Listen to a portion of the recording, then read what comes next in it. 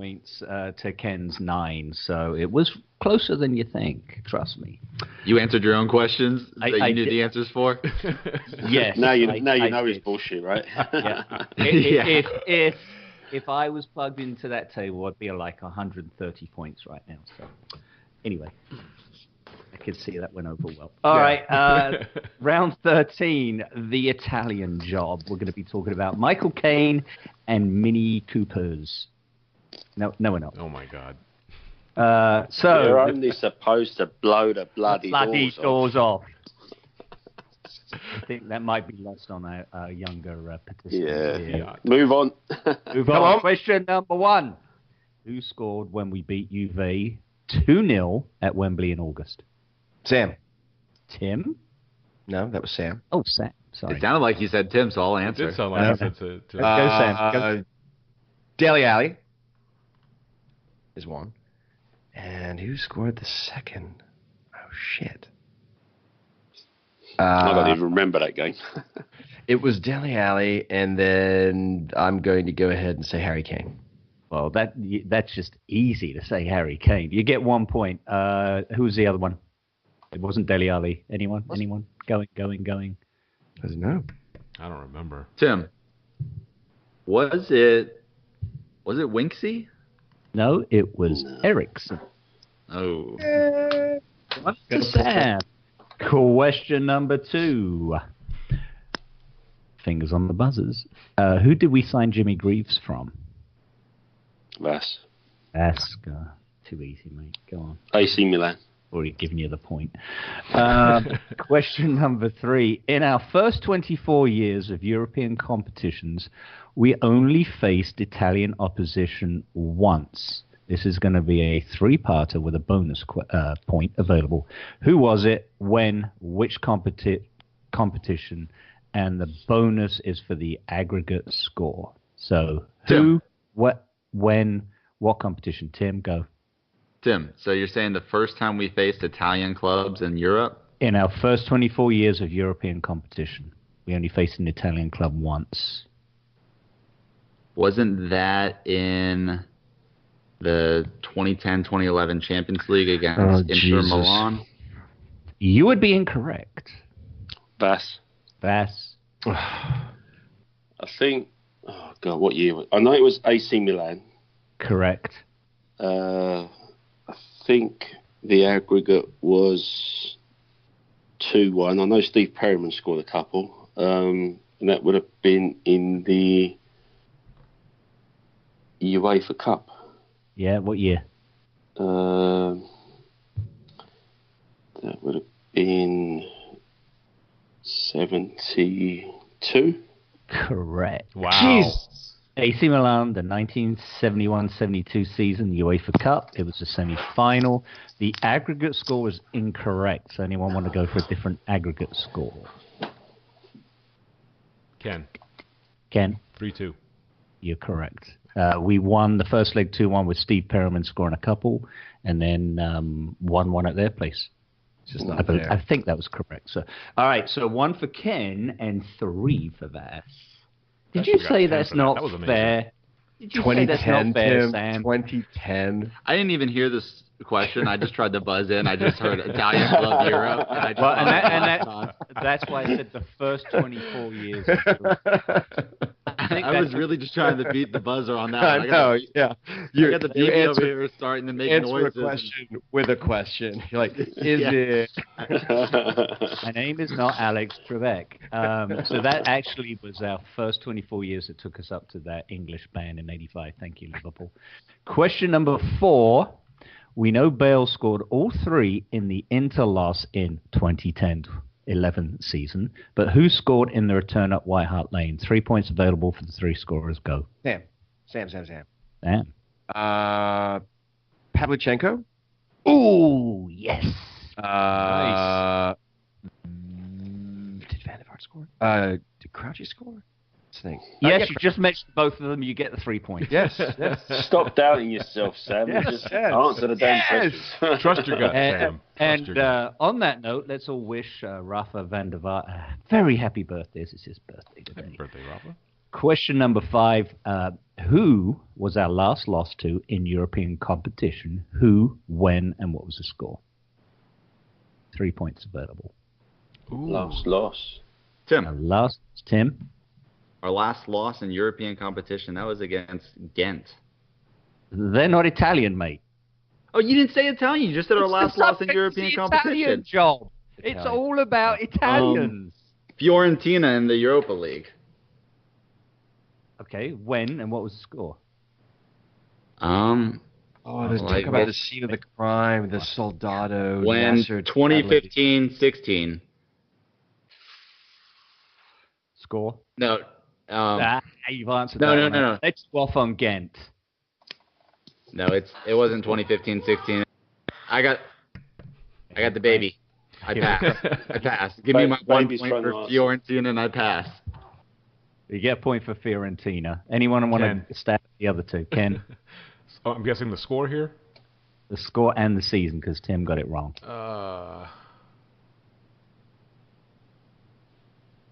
And that was the last win? Last loss. Shit. You just buzzed in and you didn't know, did you? I'm thinking of... You're out. I'm thinking of the wrong year. 14-15. What? Was it 14-15? Sam, on the roll. Give you a point. What was the score? You have 2 answers to it. We lost 2-0. What was the score? We lost 2-0. Ooh, yes, we did. Very good. Thank you. All right. Whoa, Sam wins the round. He gets a bonus point. No, he shouldn't have even got points. Shut for up. That last one because Sam, I hate you. Get 7. 1 for Tim, 1 for Ken, and then Vass with his 4 points opens it up at the top again. Thank you, fellas. I have no clue what we're discussing next week, but I'm sure I'll not give you a hint either. Okay, so actually, it'll be small clubs in Belgium. Great. Ghent. And Fiorentina, that was one of the darkest days I remember as a Spurs fan, just knowing that Roberto Soldado, as much as I loved him, that was that Nasser Chadley just as debacle. Awful pass. So here's a quick bonus in my Italian day research. Who was the last player from an Italian club, or excuse me, Italian player that we signed? I loved his name too. Was it Nicola Berti? Song about him. No. His name is no. Nicola It was Berti. Who? Wasn't that him? Mauricio. What's his? He was Tarico. Argentinian. Yeah, it's Tarico. Was he Argentinian? Yes. It's Argentinian, yeah. Oh, was he? All right. Nicola Berti. Italian-Argentinian though. What? About 30. He comes from a club. Was it Berti? Milan. Nicola Berti. All right. Moving on. All right. Enough singing from us. No singing. Wait, lads, look out your window. We got freezing drizzle. Oh, nice. Excellent. All right, come on. What we got? Timmy, we've got a massive week ahead of us. Oh, by the way, North London Derby and all this Premier League fixture congestion of these top 6 teams is now over. We now play Juventus in 2 days. Big injury update from Tim regarding Juventus. Also, Rochdale in the FA Cup at week's end. No Premier League matches, but some really big competitions. Squads are going to be important. So, Tim, what do we got? Timmy,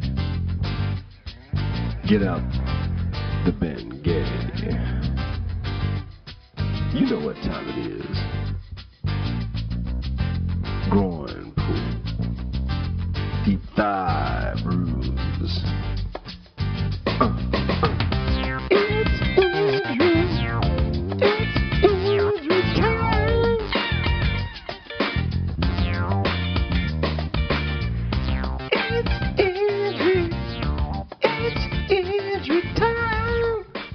Well, I do not have anything for Rochdale, and I could make up shit, and you guys would believe it because nobody knows Rochdale. But looking at Juventus, you got 3 players who are definitely out. Blaise Matuidi has a tear in the muscles in his left thigh. He could be available for the second leg, but definitely out for the first leg.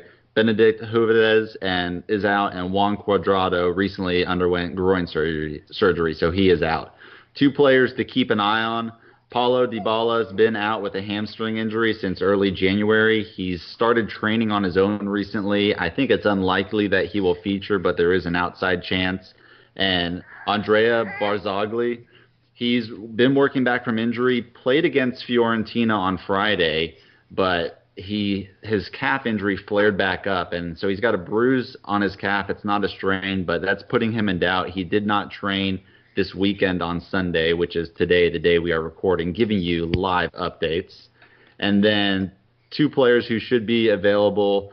Marquisio had been struggling with fitness, but he played against Fiorentina. Same with Douglas Costa. He was able to come on as a sub against Fiorentina on Friday. So 3 players out, Matuidi, Juventus, Cuadrado. 2 players to keep an eye on, Dybala and Barzagli.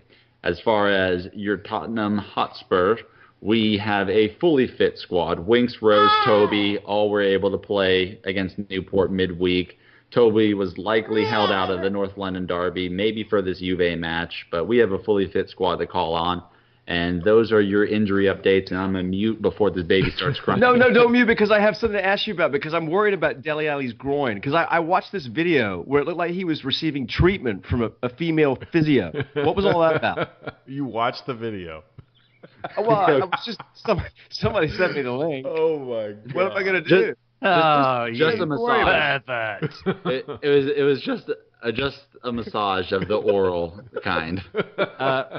Tim, switching gears since it's a family show, for fuck's sake. There was by the way, McKenna seemed really happy that we have no injuries. There is a injury in Rochdale. It is their playing surface. Yes. They're bringing in a substitute to lay down. Might that be worse, though? Might that be worse? My God. It depends on the quality of the groundskeepers, but to put a new pitch down has got to be better than what they had down, because their match yesterday was postponed. They had a waterlogged pitch. So who keeps the stand? Like who's the standard bearer? Who sets the bare minimums of pitches, and what could happen? The officials, right? That's an officiating decision. It was when I refereed American football over here in the States. Is that up to the official to walk the pitch and make that determination? Well, day of the match. Yeah. Day of the match, The FA regulates the playing condition, whether it's up to standard, from their offices in London. No, the official, if there's concern about the pitch, then the official or a local official will have to get down to the pitch and do a pre-game inspection or whatever, and report back on it. I think somebody of some capacity has to physically go and see the state of the pitch. So, as far as I know, that's how it's always worked. So, man, I gotta lie, that kind of scares me, because that's going to go down in pallets, right? And you're not talking about a club that's got a lot of resources to make sure that they do that job, maybe to high standards like a Premier League outfit would. And you think of seams and turf, and oh God, it scares the a freshly laid pitch probably won't be ready to be played on for realistically a couple of weeks. So yeah, it may not be ideal, but it will certainly be better than the sandpit that they've got there at the moment, I would imagine. So just to make the playing surface even just remotely playable. Quickly, we'll go through the Community Beer Company Mosaic APA. Oh my God, pick a letter. Can I have a vowel, Vanna? Predictions for the week. Juventus in the Champions League. This is a big one. Leading up to a lot of knocking them out and having the possibility of knocking them out puts them in even position that we were in 11-12 with the Gareth Bale, Aaron Lennon, Peter Crouch team that made that fantastic run that has gone further in the Champions League than the noisy neighbors that we just knocked off. So, Simon, I'll start with you. Juventus away to start this Champions League round. What do you think? They have kept 15 clean sheets in their last 16 matches. Well, so I'm going 0-0 in the away leg. Vass. Well, just hearing what Simon said, I'm not too hopeful about getting any goals, to be honest. But I'm going to go for 1-1. Sam? I'll have a 1-1. Tim? I will echo a 1-1. And Ken will also echo a 1-1. All I want is the away goal without them scoring more than us. I think that will be huge, and I think this is a supreme advantage, playing the away leg first. Rochdale FA Cup, we'll go in reverse order. I'll go... Oh, God. I'm going to say 1-0 and just get the hell out of there. Timmy? 3-0, and we will see Lucas score a goal. Love it. Vass?